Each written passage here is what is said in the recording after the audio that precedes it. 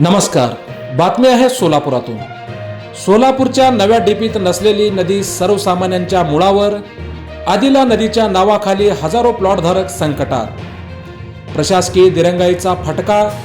बातमी सविस्तर पाहूयात, पण त्या अगोदर जर आमचं चॅनल सबस्क्राईब केलं नसेल तर हॅलो सोलापूर न्यूज चॅनलला सबस्क्राईब करा, जेणेकरून महत्त्वपूर्ण बातम्या आपणास लवकरात लवकर पोहोचतील.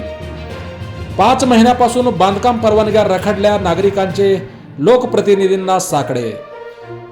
2023 ते 2043च्या नवीन विकास आराखड्यात ज्या पात्राचा उल्लेख केवळ नाला म्हणून होता, त्याला आता चक्क आदिला नदी म्हणून संबोधण्यात आला आहे. प्रशासनाने त्यावर रेड आणि ब्ल्यू लाईनचे निर्बंध लादल्याचा घाट घातलेला आहे. या तांत्रिक खेळखंडोब्यामुळे बाळे, वसंत विहार आणि व्यंकटेश्वर सिटी परिसरातील हजारो मध्यमवर्गीय प्लॉटधारकांचे स्वप्न धुळीला मिळण्याची भीती निर्माण झाली आहे. गेल्या 5 महिन्यापासून सर्व बांधकाम परवानग्या महापालिकेने रोखून धरल्या आहेत. मागील वर्षी झालेल्या अतिवृष्टीमुळे या भागात पाणी साठले होते.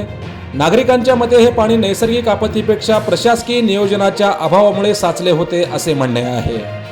रेल्वेच्या 14 कमानीजवळ साचलेला कचरा, नदीपात्रातील अतिक्रमणे आणि वर्षानुवर्षे न झालेले खोलीकरण यामुळे पाण्याचा निचरा झाला नाही. आता ही चूक सुधारण्याऐवजी महापालिकेने या पात्रासाठी फ्लड कंट्रोल लाईन म्हणजेच पूर रेषा निश्चित करण्याची मागणी पाटबंधारे विभागाकडे केली आहे. या शासकीय टोलवाटोलवीत सर्वसामान्य नागरिक मात्र भरडले जात आहेत. महानगरपालिका म्हणते पाटबंधारे विभागाचे मार्किंग आल्याशिवाय परवाना देणार नाही, तर पाटबंधारे विभाग हे काम नोडल एजन्सीकडे असल्याचे सांगून वेळ मारून नेत आहे. या शासकीय दिरंगाईमुळे ज्यांनी बँकेचे कर्ज काढून येलो झोनमध्ये रहिवासी क्षेत्र असलेल्या अधिकृत प्लॉट घेतलेले आहेत, ते नागरिक आता देशधोडीला लागण्याची चिन्हे दिसत आहेत. निवेदनातील मुख्य मुद्दे पाहूयात. डीपी प्लॅनमध्ये उल्लेख नाही. मंजूर विकास आराखड्यात या लाईनचा कोणताही उल्लेख नसताना परवानग्या का रोखल्या? TDRचा मोबदला नगण्य. जमीन रेड किंवा ब्ल्यू लाईनमध्ये गेल्यास मिळणारा मोबदला कवडी मोलाचा आहे. नदीची साफसफाई आवश्यक. पात्रातील झाडे झुडपे काढली आणि खोलीकरण केले तर पूररेषेची गरजच भासणार नाही.